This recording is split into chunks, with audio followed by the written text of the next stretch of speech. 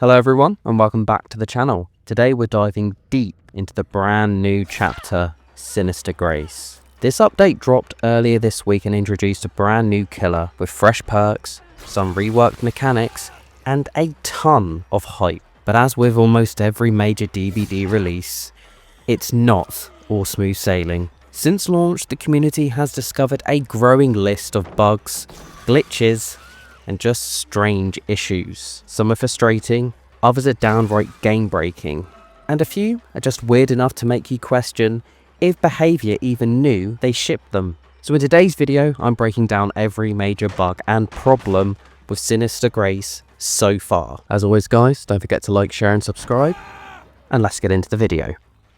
So, before we absolutely bash the devs, let's talk about the good things they did in this update, because they did fix a lot of things. We finally got some solutions to long outstanding issues such as the head-on locker bug, where survivors trying to use the perk would get blocked if another teammate was too close. Another rare but annoying plot twist interaction where a survivor could get stuck if grabbed by the animatronic mid-ability. Also, tons of map collision errors and broken vault points that made looping inconsistent have been fixed.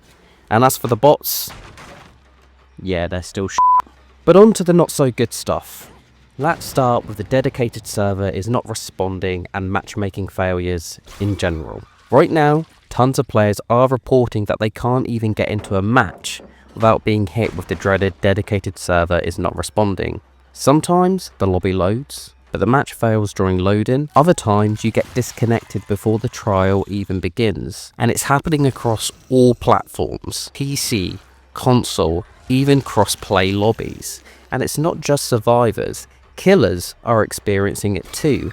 And in some cases, matchmaking just doesn't work at all if you spam the ready up button too quickly. For a live service game where matchmaking is literally the heart of the experience, this kind of instability is a massive problem, and as of now, behaviour hasn't given a clear ETA for a fix. Next, we're speaking about the new killer herself, the Krasui, and we're referencing her camera and visibility issues. So players are reporting that the Krasui's third-person mode, i.e. the head camera, often clips into objects or jumps around unpredictably, especially in tight indoor loops or around map corners. This means parts of your screen can be completely blocked, which makes chases harder to track and aiming abilities more frustrating than they should be. And in some cases, the camera even snaps into odd angles if you try to look up or down quickly, making the killer feel clunky to control. It's not a total deal breaker, but it's the kind of polish issue that makes a brand new killer feel unfinished. Next, and this is a big one, it's the anti-tunneling confusion. And you're probably thinking, what do you mean? Well, obviously as we know, Behaviour did announce the new tunneling reduction system during the PTB. A feature designed to punish killers who immediately go after the same survivor was being postponed for more testing. That means on paper, none of that system should exist in the game right now. But players are noticing things a little suspicious. Survivors are reporting hook protection effects activating unexpectedly.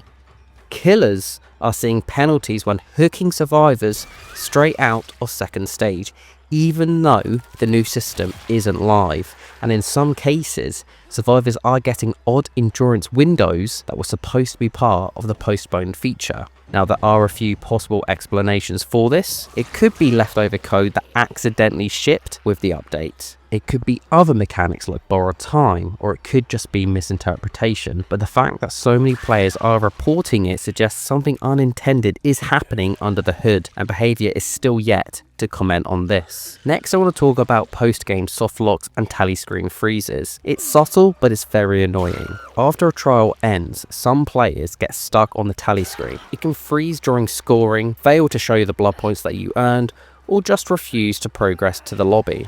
Sometimes you're forced to hard close the game to get back in. It's not a universal problem, but it's common enough that it's showing up in bug reports daily, and for people grinding blood points or rift progress, that's a serious headache. Sometimes you've got to take the good with the bad, because where DBD have fixed some invisible collisions and vault bugs, they've also deployed a whole bunch more. That's right. Some tiles have invisible barriers you can run into mid-chase. Others have windows that are visually open but can't be vaulted. There are even reports of survivors getting physically stuck in certain map corners or blocked by objects that shouldn't exist. These issues vary map to map, because of course they do, but they're particularly noticeable in certain indoor realms and older reworks. It's another sign that the update may not have been fully tested before launch. We mentioned the bots earlier because according to the patch notes, they were wildly improved. Myself, I haven't seen it. There are many reports of bots refusing to unhook survivors even when the path is clear. Bots that vault repeatedly for no reason. I'd like to say this isn't a major issue, but it can be the determining factor between winning and losing a match. But here's my final take on it. In short, Sinister Grace is a chapter with tons of potential, but it feels like it was rushed out of the door. The foundation is strong, the content is genuinely fun, but the polish just isn't there yet. If I had to rate it right now, I'd give it a solid 6.5 out of 10. It's worth checking out if you're a regular player, but if you're new or on the fence, I'd honestly wait for at least 1 or 2 hotfix patches before diving in. But that's going to wrap it up for today's breakdown. Now though, I want to hear from you. Have you run into any bugs? Did I miss something major?